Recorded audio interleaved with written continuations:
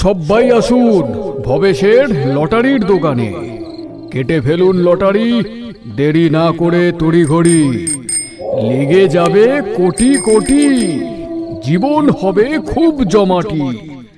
আসুন আসুন সবাই আসুন। এই বঙ্কু, টেপ রেকর্ডারটাকে বন্ধ কর, দেরি হয়ে যাচ্ছে।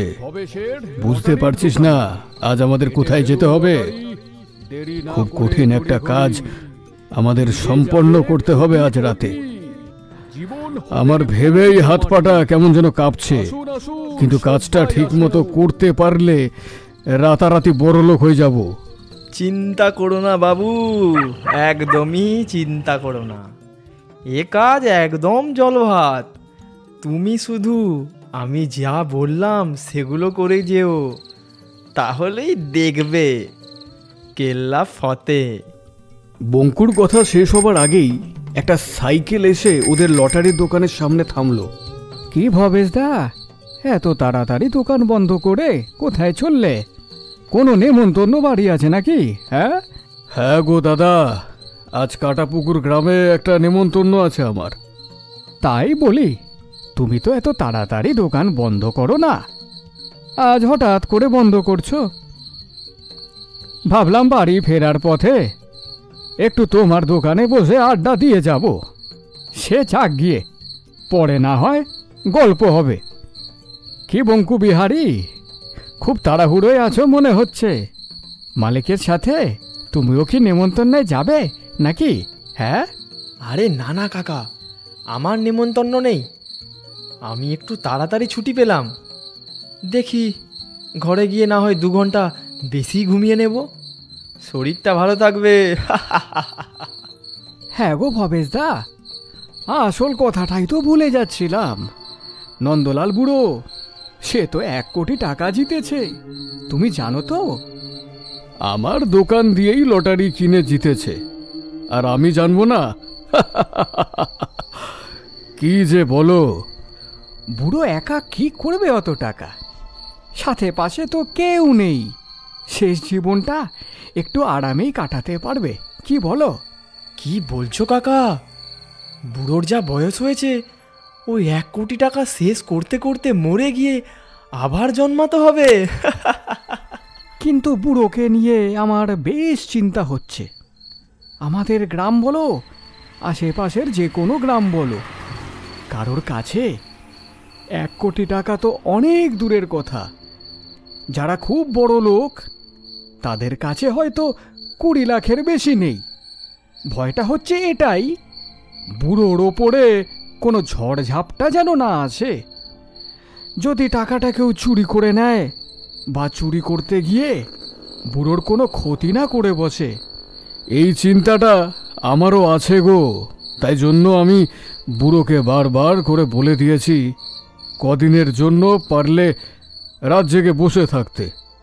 সেরম হলে রাতে না ঘুমিয়ে দিনে ঘুমিয়ে নেবে, কিন্তু এখন থেকে বেশ কটা দিন যেন রাত জেগে বসে থাকে। বলা যায় না কখন কি হয়ে যায়, দিনকাল তো খুব একটা ভালো নয়। চলো, আমার দোকান বন্ধ করার সময় হয়ে গেছে, এবার আমাকে বেরোতে হবে। এই বঙ্কু, চল চল, আর দেরি করিস না। হ্যাঁ হ্যাঁ ভবেশ কাকা, চলো চলো। আসলাম গো কাকা। এদের মনে হচ্ছে আজকে একটু বেশি তাড়া আছে, এরম আগে কখনো দেখিনি এদেরকে করতে। যাই, ঘরের দিকে যাই। ভবেশ আর বঙ্কু দেরি না করে গ্রামের পথে হাঁটা লাগালো। সাইকেল চালিয়ে গ্রামবাসী চলে গেল নিজের ঘরে। শীতের গভীর রাত নেমেছে। ভবেশের কথা যেন বেদবাক্যের মতো ফুলে গেল। নন্দলাল বুড়োর বাড়ির আনাচে কানাচে গভীর রাত্রে 2টো কালো ছায়াকে দেখা গেল। আপদমস্তক কালো চাদর দিয়ে মোড়া, ঠিক করে চেনাই যাচ্ছে না তারা কে। 2টো শাবল নিয়ে নন্দলাল বুড়োর মাটির দেওয়ালের বাইরে থেকে মাটি কোপাতে শুরু করে দিল তারা। ভেতরে নন্দলাল বুড়ো ভবেশের কথা মতো রাতে না ঘুমিয়ে সজাগ হয়ে শুয়েছিল। মাটি কোপানোর ছড়াৎ ছড়াৎ শব্দে সে বুঝে ফেলল কেউ বা কারা তার ঘরের বাইরে থেকে শীত কাটছে। সে শটাং উঠে বসলো বিছানায়। আচ্ছা আচ্ছা, তো এই ব্যাপার, হ্যাঁ, শেষে কিনা শীত কাটছে, তাও আমার ঘরে। ভবেশ ঠিকই বলেছিল, শালারা আমার কোটি টাকা চুরি করতে এসেছে। গোটা ঘর খুঁজলেও কোথাও পাবে না। ওটা ঠিক জায়গায় আমি লুকিয়ে রেখেছি। বাইরে থেকে গর্ত খুঁড়ে কালো ছায়া দুটো ঘরের মধ্যে প্রবেশ করেছে। নন্দলাল বুড়ো কম্বল চাপা দিয়ে মরার মতো শুয়ে রইল। ছায়া দুটো ঘরের চারিদিকে টাকাটা খোঁজার চেষ্টা করছে। একটা মাত্র ঘর আর একটা রান্নাঘর, সেরকম কোনো জিনিসপত্র ঘরের মধ্যে নেই। টাকাটা গেল কোথায়? ছায়ামূর্তি দুটো টাকা কোথাও খুঁজে পেল না। বুড়ো কম্বল চাপা দিয়ে শুয়ে হাসতে থাকলো ওদের ব্যর্থতা দেখে। এবারে ছায়ামূর্তি দুটো আর দেরি না করে গর্ত থেকে বাইরে বেরিয়ে মাটি বুঝিয়ে দিয়ে চলে যাওয়ার উপক্রম করছিল। হঠাৎ কোথা থেকে যেন এক বালতি গনগনে গরম জল এসে ওদের গায়ের উপর আছড়ে পড়ল। দুই ছায়ামূর্তি একটু গোঙানি দিয়ে উঠল, তারপর দৌড় দিয়ে নন্দলাল বুড়োর বাড়ির সামনে থেকে অন্ধকারে কোথায় যেন হারিয়ে গেল। খুব জোর ছ্যাঁকা খেয়েছিস বল। আমার ঘরে চুরি করবি? কিচ্ছু পাবি না, কিচ্ছু পাবি না। ভাগ্যিস কোমর ব্যথার জন্য গরম জলটা সব সময় করেই রাখি আমি, না হলে তোদেরকে এরকম ছ্যাঁকা দিতেই পারতাম না। খুব মজা পেলাম, খুব মজা পেলাম।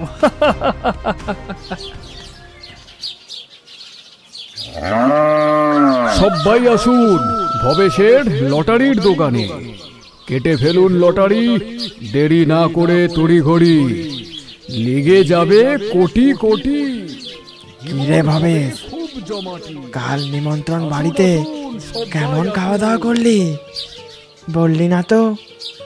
আর এই চেলা বঙ্কুটারে নিয়ে গেছিলি নাকি? আরে কাল তোর নেমন্তন্ন ছিল নাকি? কোথায় ছিল নেমন্তন্নটা? খুব ভালোই খাওয়া দাওয়া হয়েছে কাল রাতে, বুঝলে কিনা? এত খেয়েছিলাম যে সারা রাত ঠিক করে ঘুমাতেই পারিনি। শরীরটা কেমন যেন হাঁসফাঁস করছিল। আর নেমন্তন্নটা কাল রাতে কাটাপুকুর গ্রামে ছিল গো প্রধান দাদা। কাটাপুকুর গ্রামে নেমন্তন্ন? কই এরম কিছু শুনিনি তো। আরে ও লটারি বিক্রি করে, আশেপাশের গ্রামের অনেকেই তো ওকে চেনে। মোড়ের মাথায় দোকান বলে কথা, তুমি তো নাও জানতে পারো প্রধান। হঠাৎ ভোগা খুড়োর চোখ পড়ে ভবেশের দুই হাতের দিকে। দুই হাতে বেশ অনেকটাই ফোসকা পড়ে গেছে, যেন গরম জল হাতে লেগেছে। হ্যাঁ রে ভবেশ, তোর হাতে আরে ওটা কি হয়েছে? ছ্যাঁকা ট্যাঁকা লেগেছে নাকি? ভবেশ যেন চমকে গিয়ে হাতটাকে পেছন দিকে সরিয়ে নিল খানিকটা। ব্যাপারটা গ্রাম প্রধানের দৃষ্টি এড়ায়নি। সেও জিজ্ঞেস করল, আরে ভবেশ, কি করে হয়েছে এটা?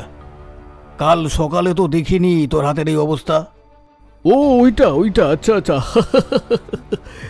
আর বলো না, কাল নেমন্তন্ন বাড়ি যাবার আগে বঙ্কুরে বললাম যে দাঁড়া, আয় আমার ঘরে আয়, একটু একসাথে 2 কাপ চা বানাই।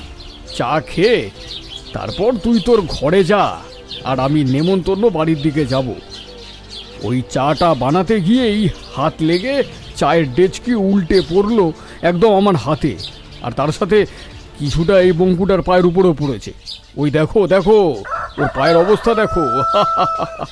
হ্যাঁ গো কাকা, এই দেখো আমার পাটা দেখো। এই ভবেশ কাকার কারণে কাল তো সারা রাত আমি একদমই ঘুমাতে পারিনি। গ্রাম প্রধান একটু চুপ করে ওদের দিকে তাকিয়ে রইল, তারপর বলল, যা করবি একটু দেখে শুনে কর, খারাপ ভালো কিছু একটা হয়ে গেলে খুব মুশকিল। ও ভবেশ, ভবেশ কেমন আছো গো ভাই? তোমারে একটা কথা কইতে এলাম। দূর থেকে দেখা গেল নন্দলাল বুড়ো এগিয়ে আসছে ভবেশের লটারির দোকানের দিকে। সামনে এসে বেঞ্চের উপর বসে পড়ল। আরে এখানে তো সবাই আছো দেখছি, গ্রামের প্রধানও রয়েছ, ভালোই হলো। তাহলে সবাই রে ব্যাপারটা খুলে বলি। ভবেশ, তুমি বাবা ঠিকই বলেছিলে। কাল রাতে আমার টাকাটা চুরি করতে দুটো বদমাশ এসেছিল আমার ঘরে। টাকা তো আমি একদম ঠিক জায়গাতেই লুকিয়ে রেখেছিলাম। সে তো আমার গোটা ঘর খুঁজেও কিছুই পাইনি। শেষে হতাশ হয়ে গর্ত দিয়ে বাইরে বেরিয়ে যখন পালিয়ে যাচ্ছিল, সেই সময় আমার কোমর ব্যথায় সেক দেওয়ার জন্য যে গরম জলের ব্যবস্থা থাকে আমার ঘরে, সেই এক বালতি জল ওদের গায়ে ঢেলে দিয়েছি। আর দেখে কে, গোঙানি দিতে দিতে একেবারে দৌড় দিয়েছে শালারা। সবাই হো হো করে হেসে উঠেছে। কিন্তু এর মাঝখান থেকে ভবেশ আর ওর চেলা বঙ্কুর দাঁতের মাড়ি যেন শক্ত হয়ে উঠল। কেন কেউ জানে না।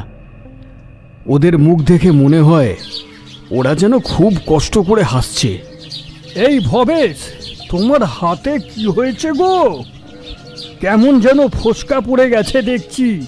আর কি, ভবেশদা আর বঙ্কু দুজনে মিলে কালকে চা বানাতে গিয়ে হাতের ওই রকম গরম জল ফেলেছে। দেখো নন্দলাল দাদা, তোমার বয়স হয়েছে, এই সাত করে তো তোমার কেউ নেই। তুমি রাতে বিরেতে কয়েকটা দিন জেগে থাকো, আর একটু সাবধানে থাকার চেষ্টা করো। তোমার উপর এখন যে কোনো মুহূর্তে যে কোনো দুর্ঘটনা আসতে পারে। খুব সাবধানে থাকাটাই তোমার এখন বুদ্ধিমানের কাজ হবে। আছি গো প্রধান, আছি, খুব সাবধানে আছি। এ পুরো ধন্যবাদটা ভবেশেরই প্রাপ্য। ওই আমাকে সাবধান করে দিয়েছিল, তাই জন্যই তো কাল রাতে খুব বাঁচান বেঁচে গেছি। আজ সকালে এই কারণে ভবেশকে জানাতে এলাম। ভালো করেছো নন্দদা, খুব ভালো করেছো। যাই হোক, আমি এখন উঠি। আজ সারাদিন বড্ড কাজ পড়ে আছে, রাতে যদি পারি তবে আসবো। আমিও উঠি, পঞ্চায়েত অফিসে আজ আবার প্রচুর কাজ আছে। সবাই উঠে যে যার মতো নিজের কাজে চলে যায়। নন্দলাল বুড়ো চলে যাওয়ার আগে ভবেশের কাছে গিয়ে ফিসফিসিয়ে বলে, যাই বলো ভবেশ, তুমি বাবা আমায় বাঁচিয়েছ। তোমার বুদ্ধিটা কাজে লেগে গেছে। তুমি মানুষ হিসেবে খুব মহান স্বভাবের। হতে পারে হয়তো তুমি একটু কৃপণ, কিন্তু মানুষ তুমি খুব ভালো। তোমায় আমি খুব বিশ্বাস করি, খুব স্নেহ করি। আমি একমাত্র তোমাকেই বলে রাখছি, ওই টাকাটা কেউ জানে না। ওটাকে আমি আমার রান্নাঘরের উনুনের নিচে, যেখানে ছাই জমা হয়, তার তলায় ঢুকিয়ে রেখেছি। কারোর সন্দেহই যাবে না, কি বলো? হ্যাঁ। ভবেশ আর বঙ্কু একে অপরের মুখের দিকে তাকালো, যেন ওরা বেশ অবাক হয়ে গেছে। কি বলছেন কি কাকা? খুব ভালো কাজ করেছেন, খুব ভালো কাজ করেছেন।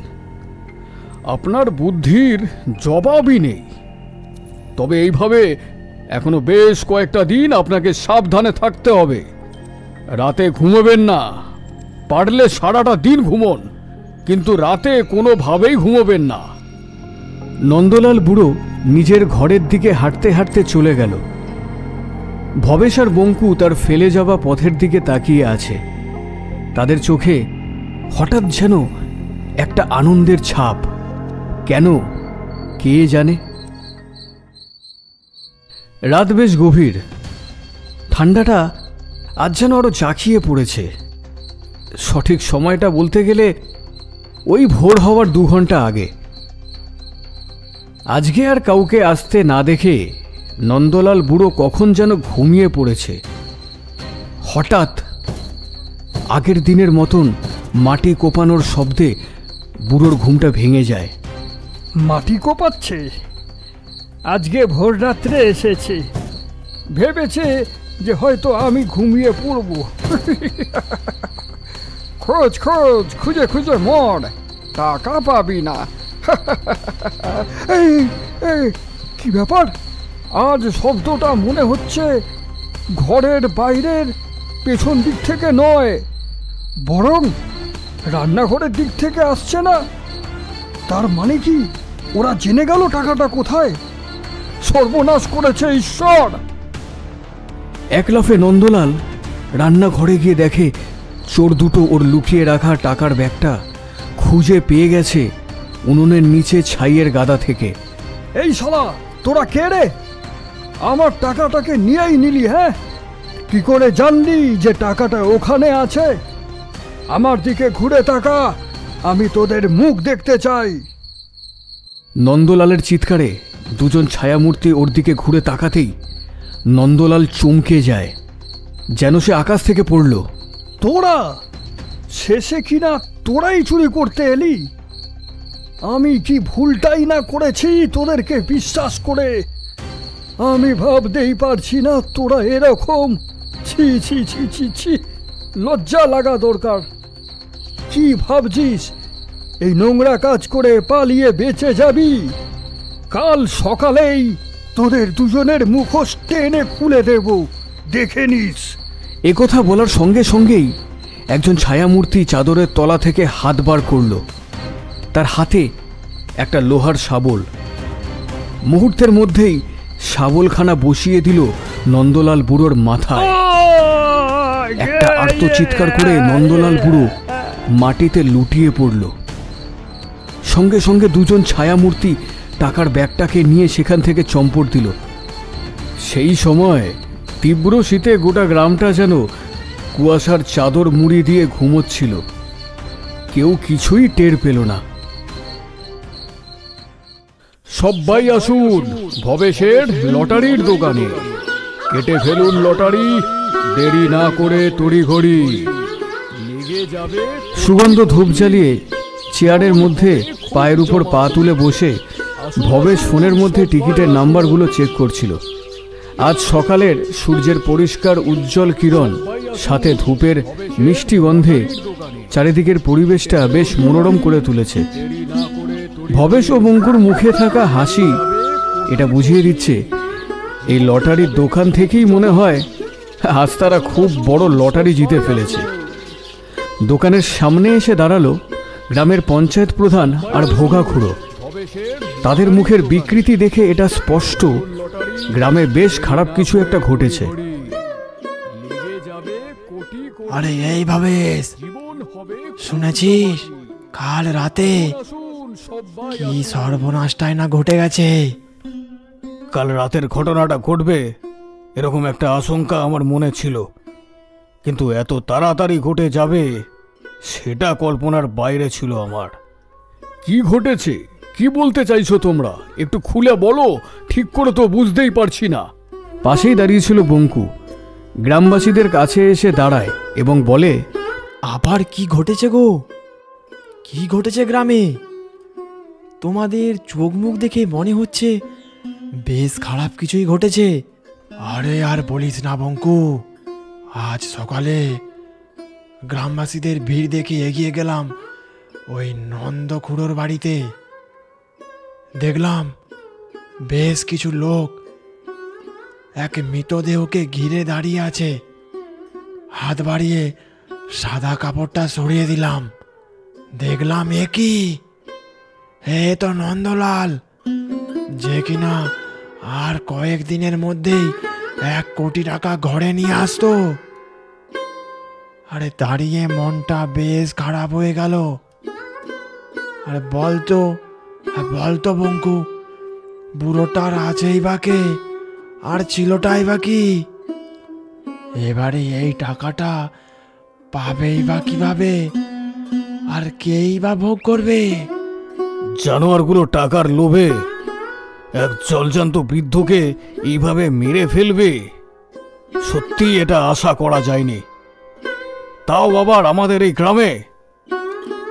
পাশাপাশি আর 5টা গ্রাম আমাদের এই গ্রামকে খুব শ্রদ্ধার চোখে দেখত, সেখানে কিনা টাকার লোভে নন্দলালকে এভাবে হত্যা করলো?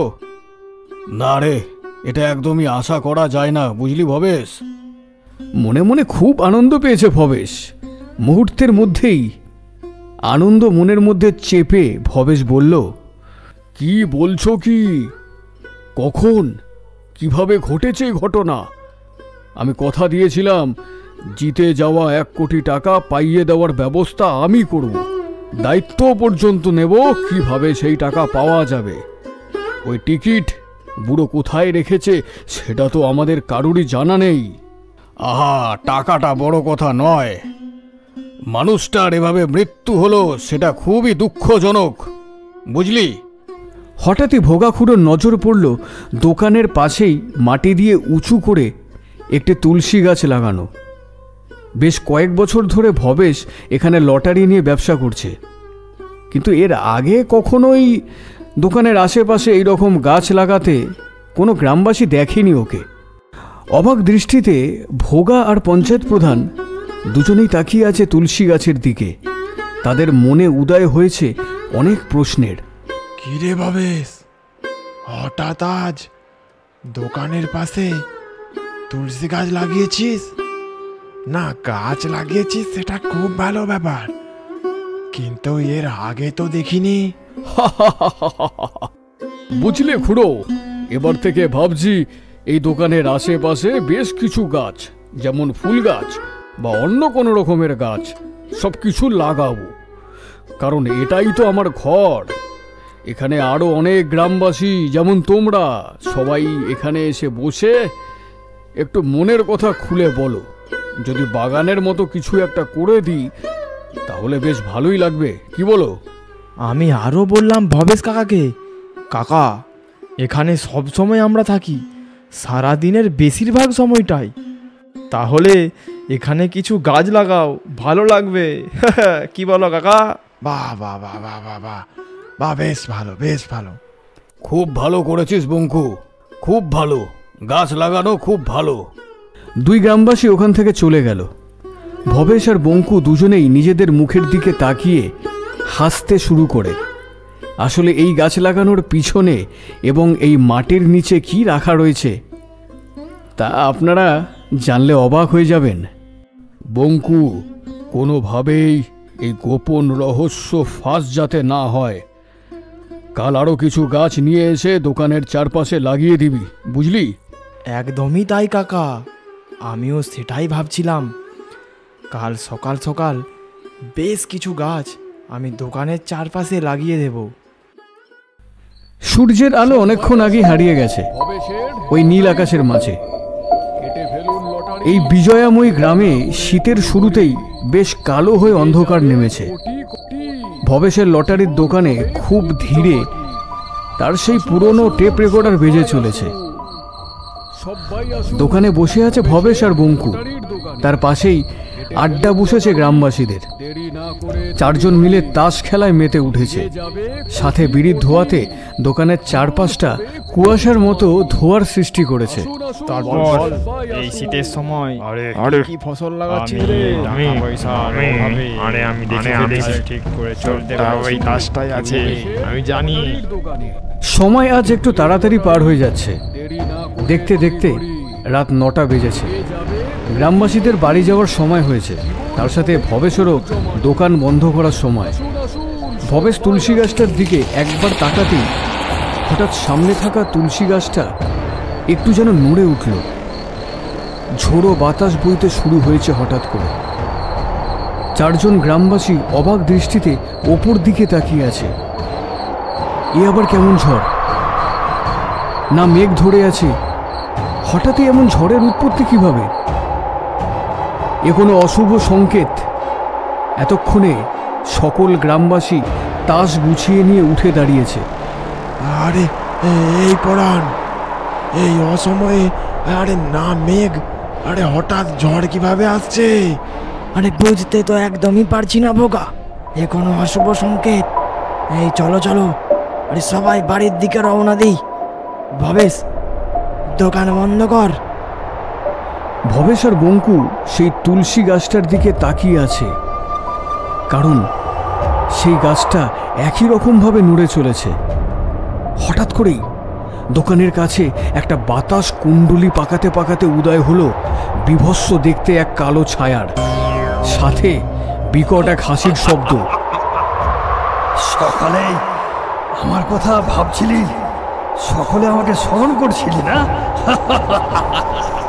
সঙ্গে সঙ্গে সব গ্রামবাসীর কাছে সেই কালো ছায়ার মুখ স্পষ্ট হয়। আরে আরে আরে, এ তো নন্দ। আরে নন্দ না, এটা নন্দুর আত্মা। পালা পালা, এখান থেকে সবাই পালা। সবাই ভবেশের দোকানের কাছ থেকে চলে গিয়ে দূরের এক ঝোপের আড়ালে বসে পড়ে। ভবেশ আর বঙ্কু ছুটে পালাতেই যাবে, হঠাৎ তাদেরকে ঘিরে ফেলে এক অদৃশ্য গণ্ডি।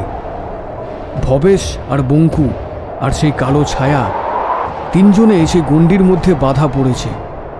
তোদেরকে গ্রামবাসী কতটা বিশ্বাস করে, আর তোরা কিনা মানুষের বিশ্বাস নিয়ে খেলিস, তাই না ভবেশ? লটারির দোকান থেকে তুই যত টাকা আয় করিস, তার থেকে ঢের বেশি মানুষের বিশ্বাস বিক্রি করে আয় করিস, তাই তো? তাই তো? আরে নন্দ খুড়ো, কি বলছো এইসব? কি বলছি? আমি বোকা ছিলাম যে কিনা আবার তোর এই দোকানে এসেই সব কিছু খুলে বলে দিয়েছিলাম কোথায় আমি সেই টাকাটা রেখেছি। হ্যাঁ, তার মানে তুই আগের দিন গিয়েছিলি ওই টাকাটা চুরি করার জন্য, তাই তো? তোর গায়ে গরম জল ছিটিয়ে দিয়েছিলাম, তারপর দিন গিয়ে আমার টাকাটা চুরি করলি, সাথে সাথে আমাকে জীবন্ত মেরে ফেললি। হ্যাঁ, টাকার লোভে তুই মনুষ্যত্ব বোধ হারিয়ে ফেলেছিস। তোর ইনকামের সকল টাকা নোংরা উপায় কামানো টাকা, 2 নম্বরের টাকা। লুকিয়ে রেখেছিস না টাকাগুলো মাটির নিচে, তার উপর আবার ওই তুলসী গাছ লাগাস। বারে ভবেশ বাহ, তুই একজন নোংরা মনুষ্যত্বহীন ব্যবসাদার। দূরে ঝোপের পেছনে বসে সব গ্রামবাসী ওদের মধ্যে বলা সব ঘটনার কথা মন দিয়ে শুনছে। না না না কাকা, আমার এরকম কোনো উদ্দেশ্য একদমই ছিল না। আসলে টাকাটা এত বড় অঙ্কের ছিল, তাই আমার মাথাটা একেবারে খারাপ হয়ে গেছিল। না হলে তুমি বিশ্বাস করো কাকা, আমি মোটেও এই ধরনের মানুষ নই। ব্যবসা করিস, মানুষকে কথার ছলে বেশ ভালোই বোঝাতে পারিস, তাই না ভবেশ? এরম কিছু আমি একদমই করতে চাইনি। আমাকে বিশ্বাস করো খুড়ো, আমাকে বিশ্বাস করো। ভবেশ কাকা আমাকে যেভাবে বলেছে আমি কিন্তু সেভাবেই তার সাথ দিয়েছি, কিন্তু আমার এরকম উদ্দেশ্য একদমই ছিল না। আমায় বিশ্বাস করো খুড়ো, বিশ্বাস করো। দুজনেই সমানভাবে দোষী, তাই দুজনেরই একই শাস্তি হবে। এইসব দেখে গ্রামবাসীরা দৌড় দিল যে যার বাড়ির দিকে। কালো ছায়া মূর্তি ঘূর্ণিঝড়ের মতো পাক খেতে লাগলো এবং অদৃশ্যভাবে বঙ্কুকে তুলসী গাছের কাছে মাটির নিচে কে যেন পুঁতে দিয়েছে। শুধু তার মাথাটাই দেখা যাচ্ছে, সাথে মুখে একগুচ্ছ টাকা, এবং সামনে থাকা গাছের মধ্যে উল্টো অবস্থায় ঝুলে রয়েছে ভবেশ। অদৃশ্য অবস্থায় ঝুলে আছে, কিসের মাধ্যমে ঝুলছে সেটা বোঝা যায় না, যেন শূন্যে ভেসে আছে। তার মুখেও দেখা গেল একগুচ্ছ টাকা। ছটফট করতে লাগলো, নিঃশ্বাস নিতে পারছে না দুজনেই। কিছুক্ষণের মধ্যেই তারা দুজনে শান্ত হয়ে গেল, সাথে পরিবেশও শান্ত হয়েছে। হাওয়ায় মিশে গেল নন্দলালের আত্মা। চাঁদের কিরণ তাদের দুজনের মধ্যে পড়েছে। পরদিন সকালে ভবেশের দোকানকে ঘিরে বেশ কিছু গ্রামের লোক জড়ো হয়েছে। সকলেই নিজেদের মধ্যে বিভিন্ন রকমের কথোপকথন করে চলেছে। আরে এরকমই হওয়া উচিত ছিল। কাল যা শুনলাম, কি জানি, বাপরে বাপ, বিশ্বাস করা সত্ত্বেও কেমন এ মানুষ। এই ঘটনার পর থেকে বটতলায় যাওয়াটা একরকমের পুরোপুরি বন্ধই হয়ে গেল। গ্রামের লোকেরা গ্রামের অপর প্রান্তে একটা পুরনো রাস্তা দিয়ে যাতায়াত শুরু করেছে। দেরি হলেও সে রাস্তা বটতলার মতন অত বিপজ্জনক তো নয়।